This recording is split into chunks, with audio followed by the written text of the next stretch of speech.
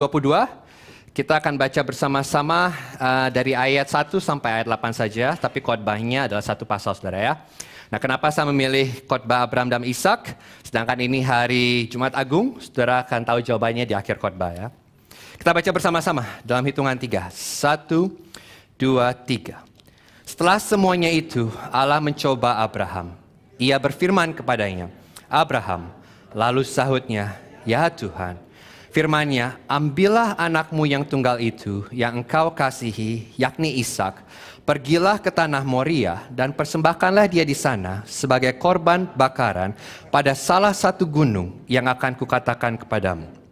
Keesokan harinya pagi-pagi bangunlah Abraham. Ia memasang pelana keledainya dan memanggil 2 orang bujangnya beserta Ishak anaknya.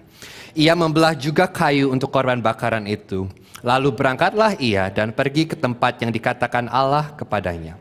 Ketika pada hari ketiga Abraham melayangkan pandangannya, kelihatanlah kepadanya tempat itu dari jauh. Kata Abraham kepada kedua bujangnya itu, tinggallah kamu di sini dengan keledai ini. Aku berserta anak ini akan pergi ke sana. Kami akan sembahyang, sesudah itu kami kembali kepadamu. Lalu Abraham mengambil kayu untuk korban bakaran itu dan memikulkannya ke atas bahu Ishak anaknya. Sedang di tangannya dibawanya api dan pisau. Demikianlah keduanya berjalan bersama-sama. Lalu berkatalah Ishak kepada Abraham, ayahnya, Bapa, sahut Abraham, ya anakku.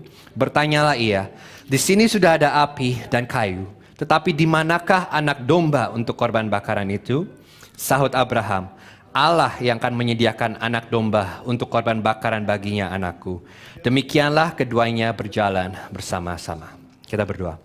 Bapa, kami berterima kasih untuk ayat yang baru saja kami baca dan kami percaya Tuhan, cerita ini Tuhan bukan hanya sesuatu yang terjadi ribuan tahun yang lalu, tetapi cerita ini juga menjadi cerita yang menceritakan kepada kami Tuhan apa yang Kau inginkan dari kami.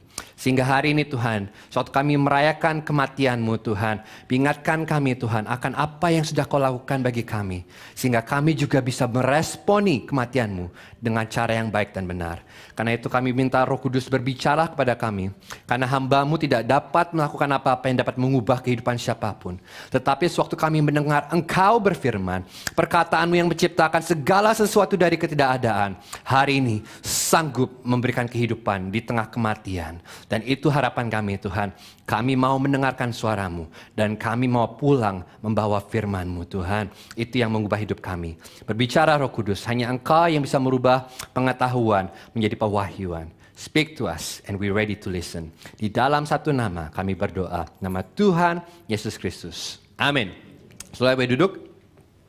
Boleh monitornya kecil dikit ya Paul ya?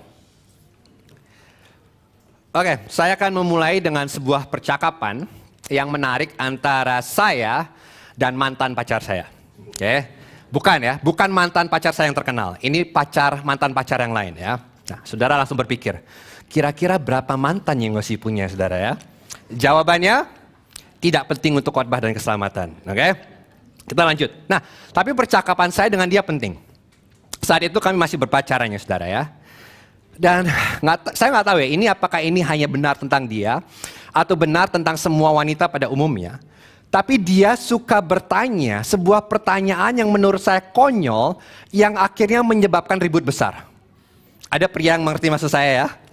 Jadi dia tuh suka bertanya pertanyaan konyol dan suatu hari dia bertanya pertanyaan ini. Oke. Jika suatu hari aku hamil dan ada masalah dengan kandungan, dan kamu harus memilih antara nyawaku dan nyawa anak kita, siapa yang akan kamu pilih? Pertanyaan macam apa ini saudara ya? Ini pertanyaan menjebak sekali dan saya, oke, ya udah, saya ini orangnya sangat logis. Kalau saudara nggak tahu, saya ini sangat logis ya.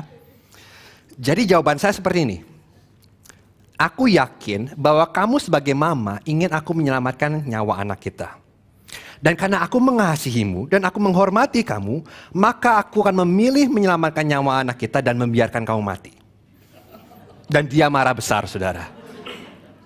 Karena menurut dia begini, maupun benar dia akan memilih nyawa anaknya dibanding nyawa dia, tetapi dia tidak mau saya memilih nyawa anak kami. Kenapa? Karena itu berarti saya mengasihi anak lebih daripada mengasihi dia. Sedangkan logika saya berkata saya memilih anak karena saya mengasihi dia. Saudara mengerti perbedaannya ya? Ini pertanyaan yang sangat konyol ya. Dan akhirnya gara-gara pertanyaan ini kami ribut 2 hari. Dan hampir saja saya diputusin saudara. Karena pertanyaan yang gak penting ini. Jadi para wanita, jangan tanya pertanyaan ini ke suami maupun pacar saudara ya. Ada apa itu ya? Kok ada suara saya di situ? Ada suara saya di situ. Oke. Nah, poin yang saya mau sampaikan adalah seperti ini saudara. Saudara dan saya tidak akan tahu seberapa besar kita benar-benar mengasihi sesuatu sampai ada pilihan yang harus dibuat. Adanya sebuah pilihan memungkinkan kita mengetahui apa yang benar-benar kita cintai. Saya akan gak pernah tahu betapa saya menyukai Kentucky sampai saya harus memilih antara Kentucky dan kolesterol. Adanya sebuah pilihan itu menunjukkan apa yang sebenarnya kita kasihi. Oke, saya rubah dengan lebih sederhana. Gini, pilihan saudara dan saya itu adalah buah dari kasih kita. Orang gak bisa melihat apa yang terjadi di hati kita. Orang gak bisa mengetahui apa yang saudara kasihi. Tetapi orang bisa melihat apa yang saudara kasihi melalui pilihan saudara. Saudara tahu itu ya? Jadi pilihan saudara yang bisa mengambil keputusan yang sulit itu membuktikan seberapa besar Anda mengasihi atau mencintai sesuatu. Oke? Dan di cerita ini itulah yang terjadi. Nah, saya yakin cerita ini nggak asing buat kebanyakan dari saudara ya. Saudara tahu persis cerita ini ya. Nah, cerita tentang Abraham dan Ishak. Khususnya kalau saudara besar di gereja, cerita ini sudah menjadi begitu umum sampai seringkali kita lupa betapa mengerikannya cerita ini. Kalau ada saudara yang nggak tahu tentang cerita Abraham dan Ishak, mari saya katakan selamat datang di gereja. Gereja ini adalah tempat yang baik untuk saudara menyusuri kekristenan ya. Tapi kalau saudara pertama kali mendengar cerita Abraham dan Ishak, seharusnya saudara berpikir, Tuhan macam apa yang meminta seorang ayah untuk mempersembahkan anaknya? Karena ini adalah sebuah perintah yang aneh dan gila. Saudara setuju dengan itu ya? Dan ini saya setuju dengan saudara. Kalau saudara berkata ini adalah perintah yang gak masuk akal, saudara benar. Tetapi saya akan menunjukkan kepada saudara bahwa sebenarnya yang Tuhan minta dari Abraham tidak seperti apa yang kita kira. Ada sesuatu tentang cerita ini yang jauh lebih dalam daripada yang kita bisa lihat di permukaan. Yang sedang terjadi adalah begini. Tuhan sedang menguji Abraham. Oke, jadi dari awal cerita ini penulis Kejadian sudah berkata ini adalah sebuah ujian atau cobaan. Nah, ujian apa ini? Ini adalah sebuah cobaan ujian yang setiap umat Kristus harus alami dalam kehidupan. Ini namanya adalah ujian kasih. Nah, kalau saudara bukan seorang Kristen, saudara dibebaskan dari ujian ini. Tapi kalau saudara Kristen, saudara harus menghadapi ujian ini.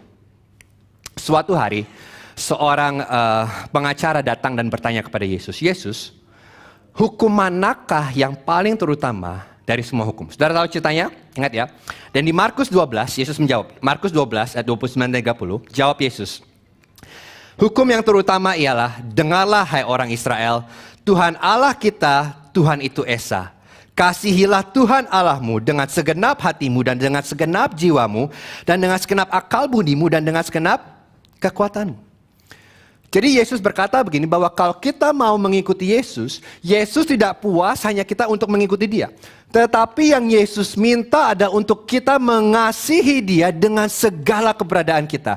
Dengan segala pikiran kita, kekuatan kita, akal budi kita, jiwa kita, dengan semua segalanya. Dan itu demand Yesus. Berapa banyak sudah mengerti bahwa demand ini sangat berat. Ini bukan demand yang mudah. Tetapi Yesus tidak akan menerima sesuatu yang kurang daripada ini. Hari ini buat saudara dan saya sangat mudah buat kita berkata, oh aku cinta Tuhan dengan segenap hati, jiwa, dan pikiran. Tetapi saudara hanya tahu apakah kasih itu benar atau tidak sewaktu saudara harus memilih. Saudara mengerti ini? Kasih tidak diukur dengan seberapa banyak kita mengatakan bahwa kita mengasihi. Tetapi dengan seberapa banyak kita bersedia memberi dan berkorban. Setuju saudara? Oke, nah itu yang terjadi di sini. Dalam cerita Abraham ini, Tuhan sedang menguji hati Abraham. Mengapa? Apakah Tuhan tidak mengetahui hati Abraham? Tentu Tuhan tahu. Tuhan tahu segalanya.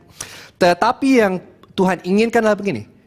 Ada perbedaan antara mengetahui secara pengetahuan dan mengetahui secara pengalaman.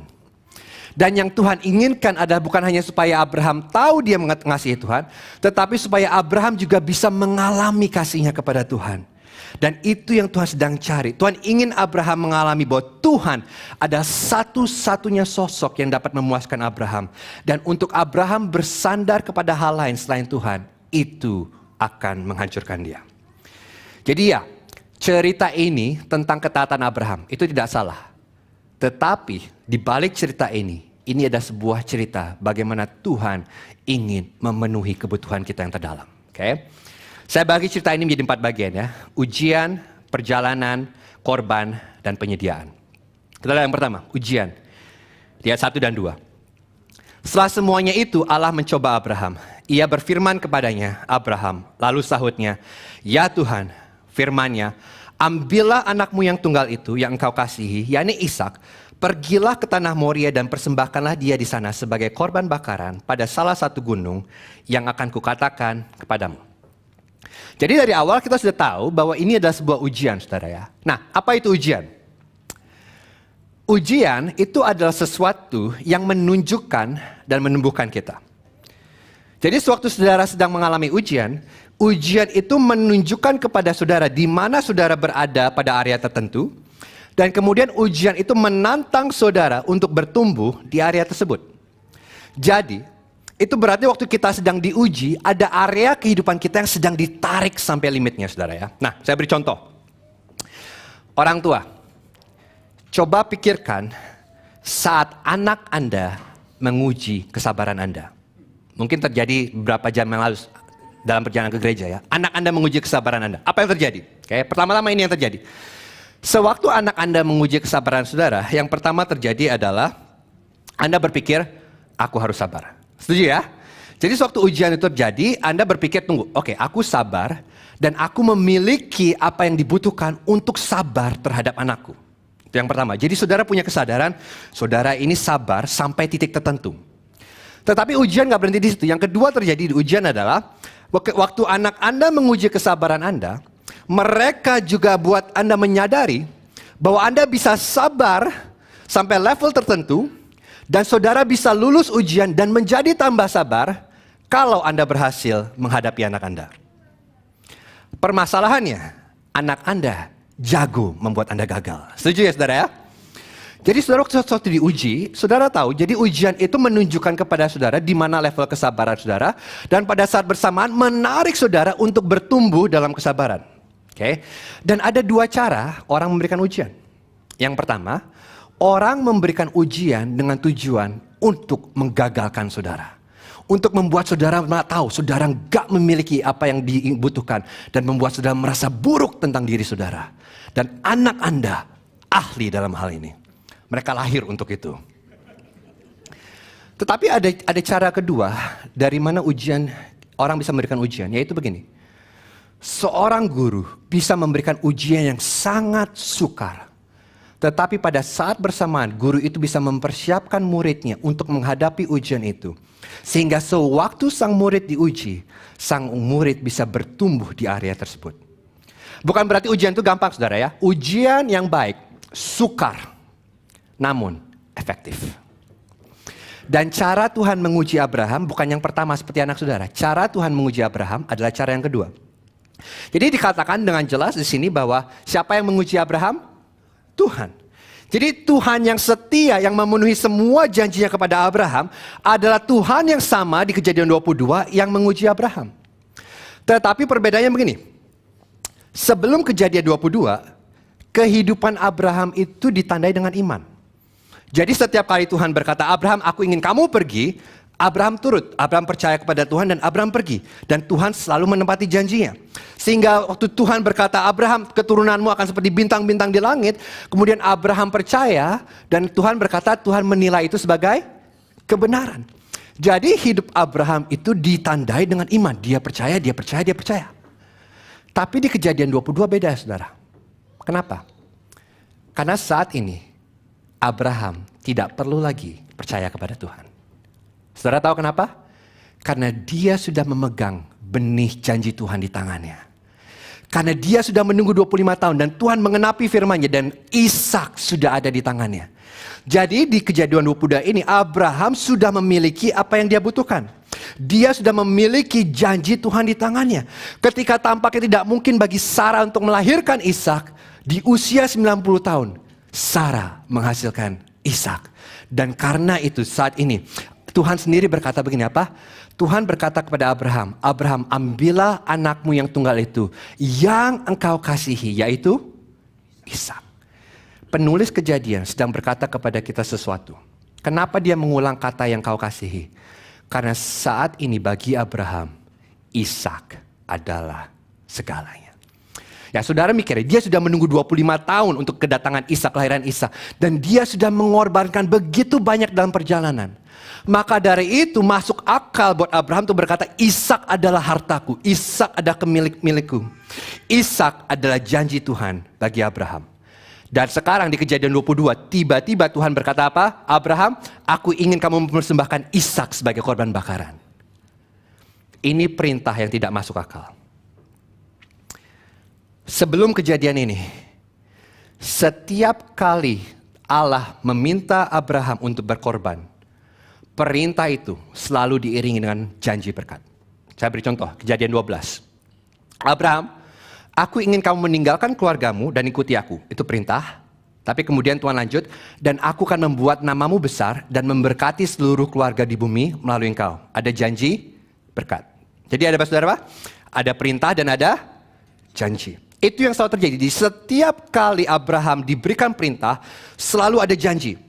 Ada kehilangan, namun akan ada lebih banyak yang akan dia dapatkan. Apa namanya saudara ini?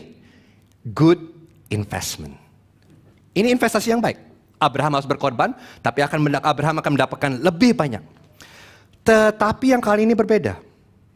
Yang kali ini adalah ujian. Mengapa? Karena di ujian ini Abraham akan kehilangan segalanya, namun Abraham tidak mendapatkan apa-apa. Yang Tuhan minta adalah persembahkan Ishak, namun Tuhan tidak berkata ada janji bahwa Tuhan akan memberkati Abraham. Ini namanya apa saudara? Bad investment. Karena ini Tuhan meminta Abraham memberikan segalanya, tetapi tidak ada janji berkat. Jadi yang diminta oleh Tuhan di sini bukan hanya Abraham, aku ingin kamu memberikan masa lalumu, bukan. Tetapi yang Tuhan minta dari Abraham gini, Abraham, aku ingin kamu memberikan aku masa depanmu. Ketika Tuhan meminta Abraham untuk mempersembahkan Ishak sebagai korban bakaran, Tuhan tidak meminta Abraham untuk menyerahkan masa lalunya, tetapi masa depannya. Jadi pada dasarnya ujian ini berkata begini, Abraham, siapa yang kamu kasihi? Apa kamu lebih mengasihi aku, atau kamu lebih mengasihi berkat yang dapat aku berikan untukmu? Dan ini saudara, ujian yang saudara dan saya harus alami dalam kehidupan. Ujian iman yang terutama adalah ketika Tuhan meminta kita tidak hanya untuk menyerahkan masa lalu kita, tetapi untuk menyerahkan masa depan kita. Ujian iman adalah ketika Tuhan memberikan kita pilihan antara Dia atau berkat yang dapat Dia berikan. Ujian iman adalah saat Tuhan membuat kita memilih antara kenyamanan dan keamanan atau ketaatan dan ketidaktentuan. Ujian iman adalah ketika kita harus memilih antara Tuhan dan Ishak dalam hidup kita. Ujian iman adalah ketika ketaatan kepada Tuhan tampaknya justru merampas berkat Tuhan dari tangan kita. Ujian iman adalah saat ketaatan kepada Tuhan menyebabkan kematian daging. Ujian iman adalah ketika mentaati perintah Tuhan berbeda dengan apa yang kita inginkan. Dan saudara, ini ujian yang sukar. Saya beri satu contoh ya. Kan saya baru lulus sekolah ya. Saya baru lulus beberapa hari yang lalu. Saya baru lulus sekolah. Masih muda saudara ya, masih 23 saya. Dan salah satu pesan yang saya terima dari begitu banyak saudara adalah Congrats, what's next? Oke. Saya tahu maksud saudara. Saudara nggak nanya apakah saya akan masuk PhD atau enggak. Saya tahu persis apa maksud saudara dengan berkata what's next saudara ya. Saya mengerti. Oke. Nah, apakah ada yang salah dengan itu? Tentu tidak. Karena hubungan pacaran, ada hubungan pernikahan adalah sesuatu yang baik. Tuhan menciptakan kita untuk menginginkan sebuah hubungan yang intim. Jadi kalau saudara memiliki keinginan untuk memiliki sebuah pernikahan atau memiliki seorang pacar, itu adalah sesuatu yang baik. Tetapi pertanyaan begini, bagaimana jika Anda jatuh cinta dengan orang yang tidak percaya? Apa yang akan Anda lakukan? Pilihan apa yang akan Anda buat? Nah, saya tahu pilihan apa yang rasanya benar. Rasanya benar bagi Anda untuk pacaran dengan orang tersebut. Rasanya benar untuk Anda bersama-sama dengan orang itu. Anda dan dia itu seperti amplop dan perangko. Anda dan dia itu seperti sudah ditakdirkan sebelum dunia diciptakan untuk bersama-sama. Anda dan dia itu sepertinya ditentukan untuk bersama-sama berbahagia. Dan untuk berkata tidak adalah untuk menyangkal kebahagiaan saudara. Dan saudara akan berkata, bukankah Tuhan ingin aku bahagia? Dan inilah ujian. Karena ujian dari Tuhan akan mempertanyakan ini. Apa motivasi kita mengikuti Tuhan? Mengapa kita melayani Dia? Mengapa kita mentaati Tuhan? Mengapa kita datang ke gereja? Apakah itu karena Tuhan? Atau itu karena manfaat yang Tuhan dapat berikan kepada kita? Bagaimana jika mengasihi Tuhan berarti kehilangan semua manfaat yang kita inginkan? Apakah kita bersedia mentaati Tuhan ketika tampaknya tidak ada untungnya bagi kita? Saudara, inilah ujian iman. Dan ujian ini sangat amat sukar. Tapi kita lihat apa yang terjadi dengan Abraham. Yang kedua, di perjalanan. Ayat 3-5. Keesokan harinya, pagi-pagi bangunlah Abraham. Ia memasang pelana keledainya dan memanggil 2 orang bujangnya berserta Ishak anaknya. Ia membelah juga kayu untuk korban bakaran itu. Lalu berangkatlah ia dan pergi ke tempat yang dikatakan Allah kepadanya. Ketika pada hari ketiga Abraham melayangkan pandangnya, kelihatanlah kepadanya tempat itu dari jauh. Kata Abraham kepada kedua bujangnya itu, tinggallah kamu di sini dengan keledai ini. Aku beserta anak ini akan pergi ke sana, kami akan sembahyang. Sesudah itu kami kembali kepadamu. Abraham ini luar biasa saudara ya. Pagi berikutnya dia langsung dengan segera mentaati Tuhan. Dia gak bernegosiasi dan dia gak mencoba keluar dari perintah Tuhan seperti yang dia lakukan di masa lalu. Dia gak membantah Tuhan, dia segera mentaati Tuhan. Tapi karena dia bukan berarti karena dia segera mentaati Tuhan bahwa perintah ini mudah. Oh tidak saudara, perintah ini sangat mudah dan kita akan lihat bersama-sama. Kenapa? Karena dalam perjalanan ini dibutuhkan 3 hari untuk Abraham mencapai ke Gunung Moria. Dan saudara coba bayangkan apa yang Abraham rasakan selama 3 hari itu. Saya bukan seorang ayah, jadi saya akan menggunakan cerita papi saya sebagai contoh. Jika Anda tidak tahu, gembala saudara, ayah saya, Pastor Sam, adalah seorang penangis. Kayak beliau sangat mudah menangis. Tapi tidak dengan saya. Saya pria sejati. Pria sejati tidak menangis. Nah, saya ingat dengan jelas ya. Ini hari ketiga saya di rumah sakit karena leukemia. Jadi dokter telah memutuskan bahwa saya harus diobati dengan kemoterapi. Dan untuk memasukkan kemoterapi mereka harus melakukan operasi kecil, yaitu mereka harus memasukkan kateter dalam tubuh saya. Kateter itu adalah tabung kecil yang digunakan untuk menyuntikkan kemo ke dalam tubuh saya ya. Ini operasi kecil saudara. Dan tepat sebelum operasi, tiba-tiba papi saya menangis. Dan dia berkata, melonya keluar ya. Jika memungkinkan, papi ingin bertukar tempat dengan kamu. Dan dia menangis. Dan saya berpikir, papi, ini operasi kecil. Ini cuma pasang kateter, kenapa mesti nangis? Tetapi karena melihat papi saya menangis, saya juga menangis. Menangis itu menular ya, saudara tahu itu ya. Jadi, jika Anda seorang ayah, saudara mungkin mengerti apa yang papi saya rasakan. Tetapi yang dirasakan Abraham lebih daripada itu. Karena saudara mengerti ini adalah satu hal untuk mengetahui bahwa anak saudara akan mati, adalah hal lain untuk diperintahkan untuk membunuh anak Anda. Jadi di tengah perjalanan ini Abraham pasti sangat bingung, galau, bimbang dan sedih. Dia mengalami kematian 1000 kali dalam perjalanan ini. Tapi saudara perhatikan apa yang dia katakan di ayat 5, ini sangat indah. Kata Abraham kepada kedua bujangnya itu, tinggallah kamu di sini dengan keledai ini, aku beserta anak ini akan pergi ke sana, kami akan sembahyang, sudah itu kami kembali kepadamu. Jadi Abraham bisa berkata kepada bujangnya bahwa yang akan kembali bukan cuma dia sendiri, tetapi dia dan Ishak akan kembali bersama. Jadi entah bagaimana dalam 3 hari perjalanan ini ke Gunung Moria ada sesuatu yang terjadi kepada Abraham yang membuat dia yakin bahwa dia akan kembali bersama dengan Ishak. Nah, kejadian gak memberitahu kita apa yang terjadi. Tetapi kitab Ibrani memberikan kita hint pada apa yang terjadi. Ibrani 11 ayat 17-19. Karena iman maka Abraham tak kala ia dicobai mempersembahkan Ishak. Ia yang telah menerima janji itu rela mempersembahkan anaknya yang tunggal. Walaupun kepadanya telah dikatakan keturunan yang berasal dari Ishaklah yang akan disebut keturunanmu. Karena ia berpikir bahwa Allah berkuasa membangkitkan orang-orang sekalipun dari antara orang mati. Dan dari sana ia seakan-akan telah menerimanya kembali. Oke, saudara perhatikan sebuah kata ya, ini sangat penting. Kata ini adalah bahasa Indonesia kurang bagus, berpikir. Tapi bahasa Inggrisnya adalah to reckon. Okay? Nah, saya akan mengajarkan saudara sebuah kata Yunani. Dan kata ini sangat amat penting. Salah satu kata terpenting di perjanjian baru. Okay? Kata itulah ini. Boleh?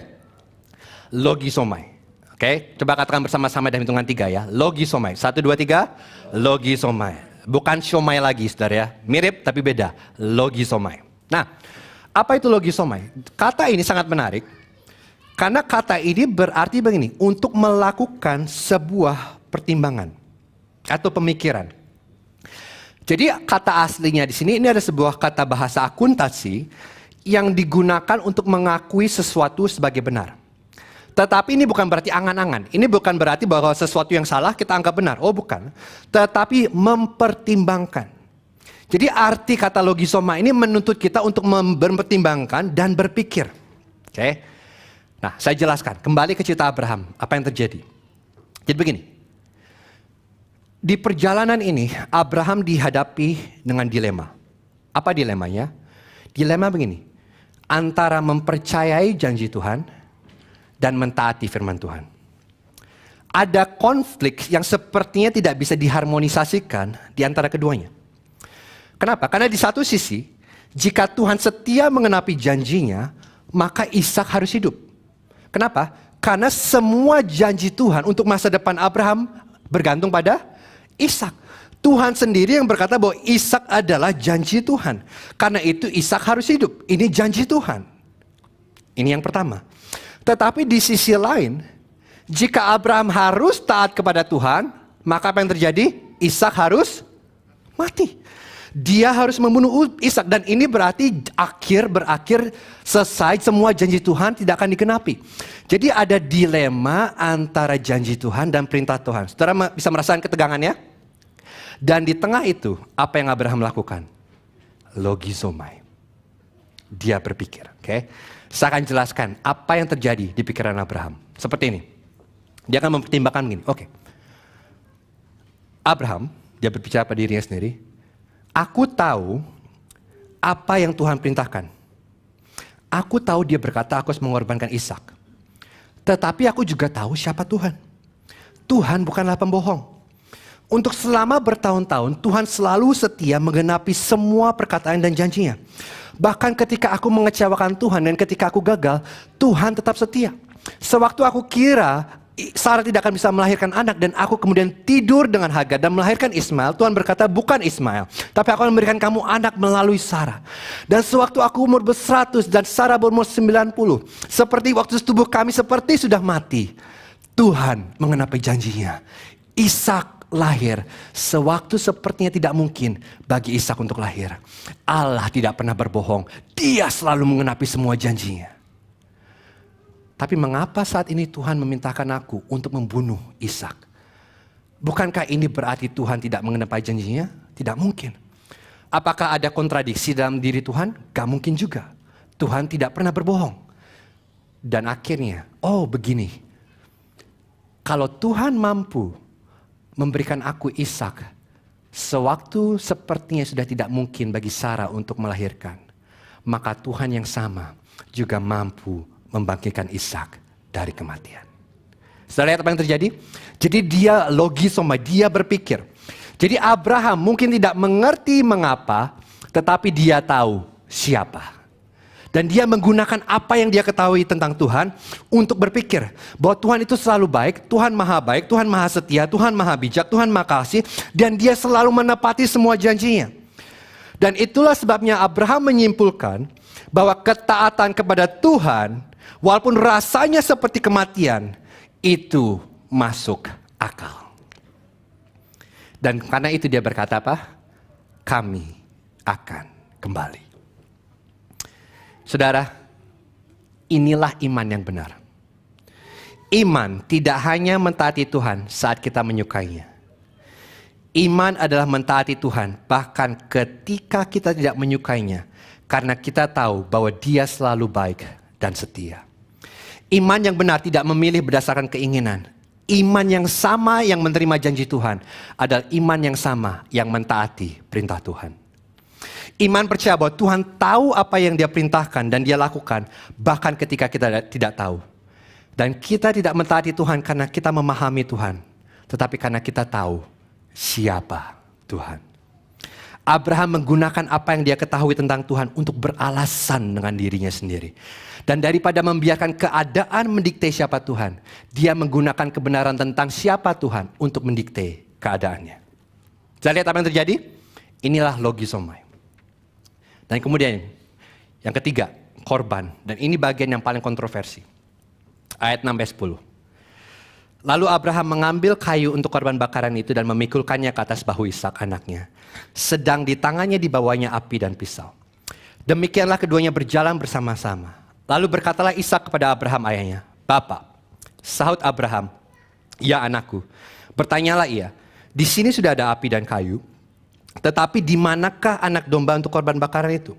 Sahut Abraham, "Allah yang akan menyediakan anak domba untuk korban bakaran baginya anakku."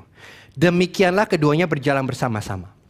Sampailah mereka ke tempat yang dikatakan Allah kepadanya. Lalu Abraham mendirikan mezbah di situ, disusunnya kayu, diikatnya Ishak, anaknya itu, dan diletakkannya di mezbah itu, di atas kayu api. Sesudah itu Abraham mengulurkan tangannya, lalu mengambil pisau untuk menyembelih anaknya. Nah, saya akan jelaskan apa yang terjadi di sini, saudara ya. Karena ini yang paling kontroversi. Bagaimana mungkin Tuhan yang baik memerintahkan Abraham untuk mengorbankan anaknya sendiri? Karena ini perintah yang gak masuk akal. Apakah benar secara moral bagi Tuhan untuk memerintahkan perintah yang begitu mengerikan? Dan ayah macam apa yang berkata, "Aku akan membunuh anakku" untuk Tuhan? Coba Anda pikirkan ya. Katakanlah setelah kebaktian, Anda datang kepada saya dan berkata, "Yos, luar biasa, khotbahmu bagus sekali. Dan waktu kamu khotbah, aku mendengar Tuhan berbicara kepadaku secara spesifik. Tuhan memberikan aku suatu perintah yang sangat amat spesifik." Dan saya, "Oh ya, apa itu?" Dia berkata supaya aku pulang dan bunuh anakku. Mari saya beritahu, saudara tidak akan pulang. Ya, apa yang terjadi? Yang terjadi adalah Ko Andra dan Ko Willy akan mengunci saudara di lantai, sementara Cimarta menelpon polisi. Kami tidak akan mengizinkan saudara pulang. Saudara akan masuk penjara. Kalau itu yang kita mengerti, maka mengapa di cerita ini sepertinya normal dan baik bagi Abraham untuk membunuh anaknya sendiri? Saudara mengerti ya apa yang saya maksudkan ya? Dan untuk mengerti apa yang sebenarnya terjadi, saudara dan saya harus memahami hukum hak istimewa anak sulung. Nah, ini khususnya dalam 20-30 tahun terakhir ya. Banyak komentari baru yang sudah mengerti ini dan menjelaskan dengan sangat baik. Jadi begini, perintah ini tidak berarti seperti yang apa kita mengerti bagi Abraham. Bagi Abraham, perintah ini memiliki sebuah arti yang berbeda. Kenapa? Karena dalam budaya kuno, anak sulung itu mewarisi segala sesuatu dalam keluarga. Jadi mereka melihat anak sulung itu sebagai harapan utama dari keluarga. Jadi anak sulung itu adalah sosok yang membawa nama baik dan status keluarga dalam masyarakat. Maka dari itu di seluruh perjanjian lama saudara akan menemukan Tuhan terus berkata, anak sulung adalah milikku. Dan saudara juga bisa mendengarkan perintah Tuhan yang berkata begini, Tuhan meminta ternak sulung dan hasil panen pertama untuk diberikan kepada dia. Dan saudara ingat apa yang terjadi di tulah ke-10 di Mesir?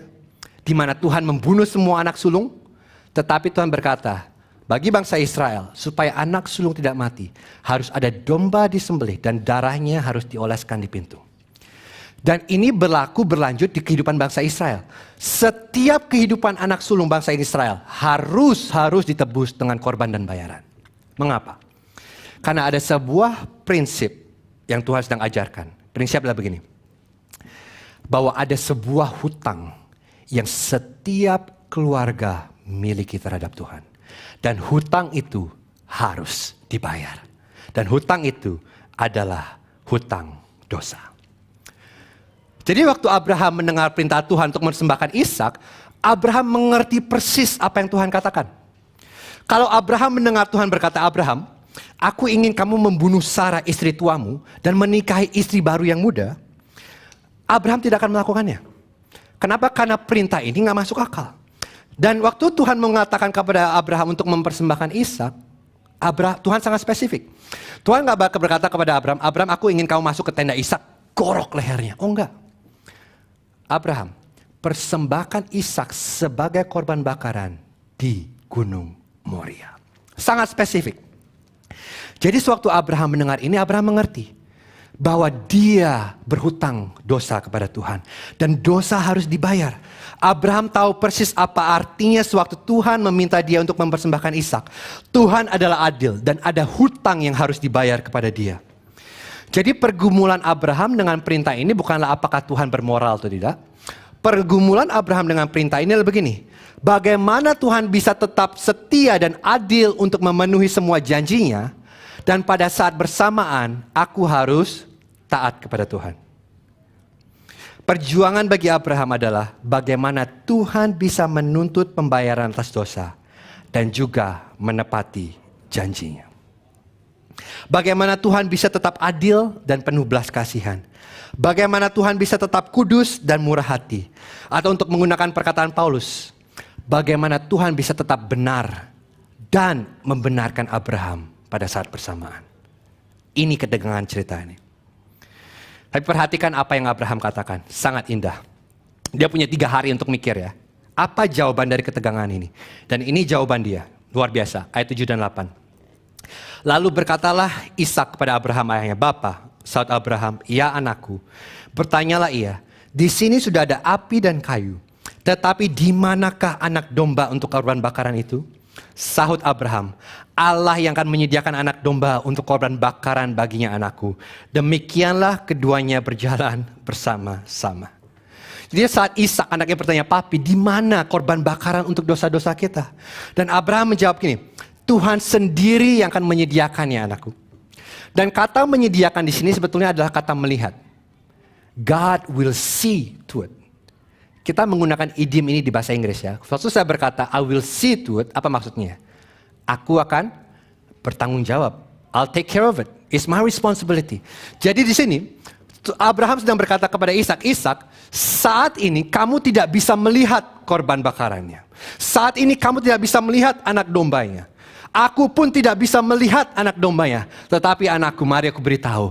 Tuhan bisa melihat anak dombanya. Dan Tuhan akan menyediakan anak domba korban bakaran itu. Maka dari itu, kita akan kembali. Jawaban yang luar biasa, saudara. Dan kemudian mereka naik ke atas gunung. Mereka membuat sebuah mezbah. Dan kemudian Abraham menaruh Ishak di atas mezbah itu. Dan kemudian Abraham mengambil pisau untuk menusuk Ishak. Dan tengah-tengah itu, saat dia mau membunuh anaknya sendiri, tiba-tiba ada suara datang dari surga. Dan yang keempat, penyediaan. Ayat 11 dan 14. Tetapi berserulah malaikat Tuhan dari langit kepadanya, Abraham, Abraham. Sahutnya, ya Tuhan. Lalu ia berfirman, jangan bunuh anak itu dan jangan kau apa-apakan dia. Sebab telah ku ketahui sekarang bahwa engkau takut akan Allah dan engkau tidak segan-segan untuk menyerahkan anakmu yang tunggal kepadaku. Lalu Abraham menoleh dan melihat seekor domba jantan di belakangnya dan tanduknya tersangkut dalam belukar. Abraham mengambil domba itu, lalu mengorbankannya sebagai korban bakaran pengganti anaknya. Dan Abraham menamai tempat itu, Tuhan menyediakan. Sebab itu sampai sekarang dikatakan orang, di atas gunung Tuhan akan disediakan. Ketegangan teratasi. Tuhan memberikan jawaban. Saat Abraham mau membunuh Ishak, Tuhan menghentikan Abraham. Tuhan menguji Abraham. Dan Abraham lulus ujian. Apa yang Abraham pelajari? Ini apa yang terpelajari. Apa yang Abraham bisa lihat bahwa ujian ini adalah tentang mempercayai dan mengasihi Tuhan lebih daripada segalanya. Dan Tuhan berkata kepada Abraham, Abraham, sekarang aku tahu bahwa kamu takut akan aku. Nah, takut akan Tuhan bukan berbicara tentang perasaan ketakutan kepada Tuhan, ngeri kepada Tuhan, bukan. Takut akan Tuhan berbicara tentang komitmen hati yang sepenuhnya kepada Tuhan. Takut akan Tuhan berarti untuk berdiri dengan kekaguman dan kehormatan yang penuh kasih dan kesenangan di hadapan kebesaran Tuhan. Dengan kata lain, sewaktu Tuhan berkata kepada Abraham, Abraham, sekarang aku tahu kamu takut akan engkau.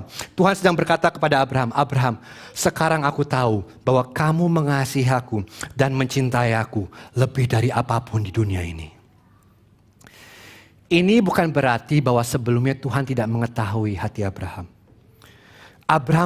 Tuhan tahu keadaan hati Abraham. Tetapi Tuhan membawa Abraham masuk ke dalam dapur perapian. Sehingga kasih Abraham kepada Tuhan menjadi murni seperti emas. Karena ingat saudara, bagi Abraham saat ini, Ishak adalah segalanya. Ishak adalah hartanya.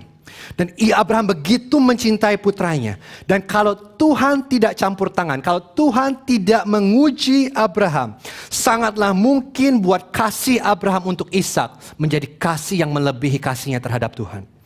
Dan Tuhan tahu itu akan menghancurkan Abraham. Ishak adalah pemberian yang luar biasa buat Abraham. Tetapi Ishak tidak aman untuk dipeluk dan dimiliki sampai Abraham bisa berkata, Tuhan, aku mengasihi engkau lebih daripada aku mengasihi Ishak. Tuhan tidak akan membiarkan Ishak menjadi ilah palsu bagi Abraham. Dan selama Abraham tidak pernah harus memilih antara Tuhan atau Ishak, dia tidak dapat melihat bahwa kasihnya kepada Ishak dapat menghancurkan dia. Itulah sebabnya Tuhan menguji Abraham dan Abraham lulus ujian. Dan sewaktu Tuhan sudah melihat Abraham lulus ujian, Tuhan menyediakan korban bakaran pengganti Ishak. Nah, saya mau sudah perhatikan apa yang terjadi di ayat berikutnya. Karena ini kunci dari cerita ini.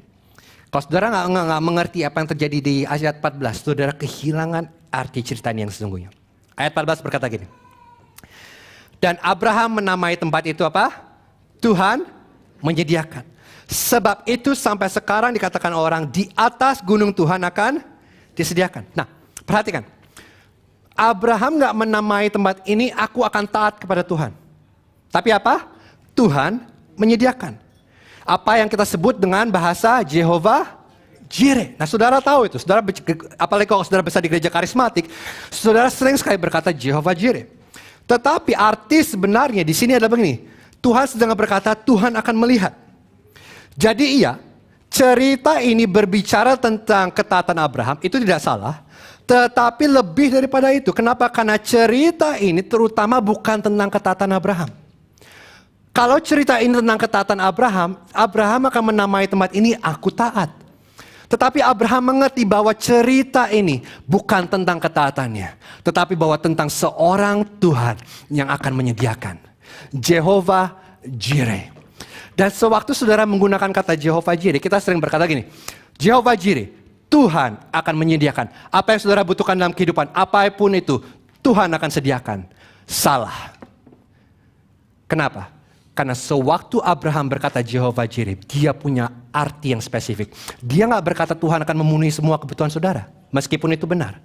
Jehovah Jireh mempunyai satu meaning yang spesifik. Bahwa begini, Abraham mau berkata kepada saudara dan saya, Tuhan akan melihat. Melihat apa? Di atas gunung Tuhan. Tuhan akan melihat. Tuhan akan menyediakan. Apa yang Tuhan akan sediakan? Korban pengganti Ishak. Karena itu Yesus berkata, cerita ini adalah cerita Abraham tentang Ishak adalah bayangan dari seorang bapa dan anak yang lain. Di Yohanes 8 ayat 56, Abraham bapamu bersukacita bahwa ia akan melihat hariku dan ia telah melihatnya dan ia bersukacita. Jadi Yesus mau berkata kepada kita semua bahwa Abraham sewaktu dia mempersembahkan Ishak, dia mendapatkan sebuah wawasan yang unik. Mungkin dia gak mengerti seluruhnya. Mungkin dia gak mengerti bahwa suatu hari Allah sendiri akan turun ke bumi. Tetapi dia mengerti cerita ini ada tentang sebuah Allah, bahwa Allah sendiri akan menyediakan korban pengganti. Bahwa akan ada korban dosa pengganti kita yang akan Tuhan sediakan untuk saudara dan saya. Dan Abraham melihat itu dan dia bersukacita. Dan ketika Yesus datang ke dunia, saudara tahu apa yang Yohanes Pembaptis katakan tentang Yesus? Lihat, anak domba Allah yang menghapus dosa dunia. Dan Yesus datang untuk menjadi korban pengganti bayaran hutang dosa. Sama seperti Abraham, Allah Bapa harus mengorbankan putranya, putra satu-satunya yang ia kasihi. Sama seperti Ishak, Yesus harus memikul kayu salib ke Gunung Moria. Saudara tahu di mana letak Gunung Moria? Persis di sebelah Kalvari. Sama seperti Ishak, Yesus ditarik di atas kayu. Tetapi berbeda dengan Abraham dan Ishak, tidak ada korban pengganti untuk Yesus. Di Gunung Kalvari ketika Allah Bapa mengangkat pisaunya, tidak ada suara dari surga yang berkata berhenti. Tetapi Allah Bapa menusukkan pisaunya, menembus tubuh putranya sendiri. Mengapa? Karena Yesuslah korban pengganti yang terutama. Salib Yesus Kristus adalah jawaban atas ketegangan antara kekudusan Tuhan dan anugerah Tuhan. Salib adalah jawaban antara hutang dosa yang harus dibayar dan pemenuhan semua janji Tuhan. Di kayu salib Yesus Kristus, keadilan Tuhan dan belas kasihan Tuhan bertemu. Di salib Yesus Kristus, hutang dosa dibayar sekali untuk selamanya. Keadilan Tuhan dipuaskan. Dan di kayu salib yang sama, belas kasihan Tuhan ditunjukkan buat saudara dan saya. Yesus membayar hutang dosa yang saudara dan saya tidak sanggup bayar. Sehingga siapapun yang percaya kepada Yesus hari ini, kita menerima semua janji Allah. Karena Tuhan tidak menyayangkan anak sulungnya, tetapi dia menyerahkan anak sulung yang dia kasih sebagai korban atas dosa. Hari ini saudara dan saya tidak perlu mempersembahkan anak sulung kita. Tidak ada korban pengganti untuk Yesus. Karena dialah korban pengganti kita. Saya tutup dengan ini. Saudara mengerti nggak apa yang terjadi kalau saudara bisa melihat apa yang Abraham lihat? Dia bersukacita. Kalau saudara bisa melihat apa yang Abraham lihat, ini akan melelehkan hati saudara. Nah, saya nggak tahu ujian seperti apa yang Tuhan minta daripada saudara hari ini. Saya nggak tahu apa Ishak apa yang Tuhan sedang minta dari saudara. Mungkin itu suami saudara, mungkin istri saudara, mungkin anak saudara, bisnis, pacar, hobi, kenyamanan, atau masa depan.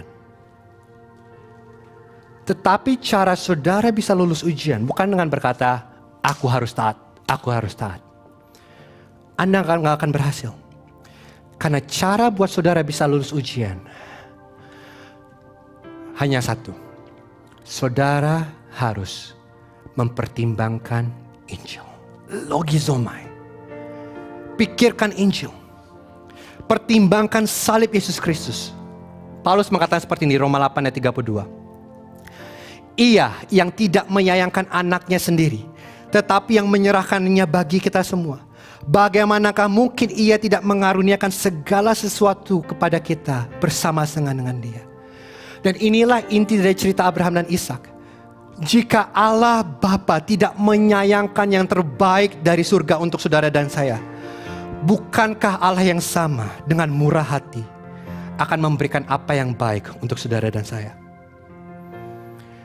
Itu berarti jika hari ini Tuhan meminta sesuatu daripada kita, Tuhan meminta Ishak kita apapun itu tidak bisa berarti bahwa dia tidak ingin saudara puas. Ketika Tuhan meminta sesuatu daripada saudara, kita tahu bahwa apapun yang dia minta itu untuk kebaikan kita. Kenapa? Karena dia sudah menyerahkan anaknya sendiri yang dia kasih, putranya satu-satunya. Dia tidak sayangkan untuk kita. Sehingga hari ini sewaktu kita memikirkan Injil, kita memiliki keyakinan bahwa apapun yang Tuhan minta dari aku, itu baik. Dia menginginkan yang terbaik dari aku. Karena itu kita bisa mempersembahkan Ishak. Bukan dengan berkata, aku harus taat. Tapi dengan berkata, pikirkan Injil. Pertimbangkan Injil. Abraham melihat ke Gunung Moria dan berkata, Tuhan akan menyediakan. Hari ini saudara dan saya melihat ke Gunung Kalvari dan berkata, Tuhan telah menyediakan.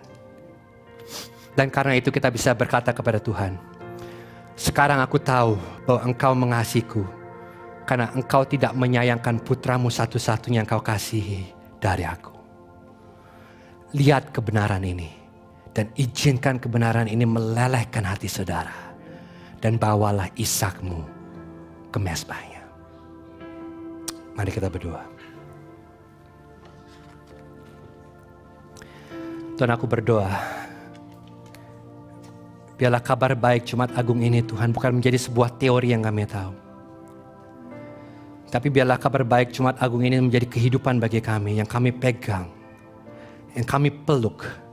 Yang memampukan kami Tuhan untuk taat kepadamu apapun yang kau minta dari kami Tuhan. Saat ini mungkin kau meminta masa depan kami. Saat ini mungkin kau meminta anak kami. Saat ini mungkin kau meminta suami kami, bisnis kami, istri kami, masa depan kami, hobi kami. Apapun itu Tuhan. Biarlah kami bisa mempertimbangkan Injil dan melihat bahwa meskipun sakit adalah sesuatu yang logis, adalah sesuatu yang benar untuk kami taat kepada Engkau. Karena Engkau tidak pernah berhutang kepada kami. Buat mata kami melihat Jehovah Jireh, Allah yang sudah menyediakan korban pengganti. Dan biarlah itu melelehkan hati kami.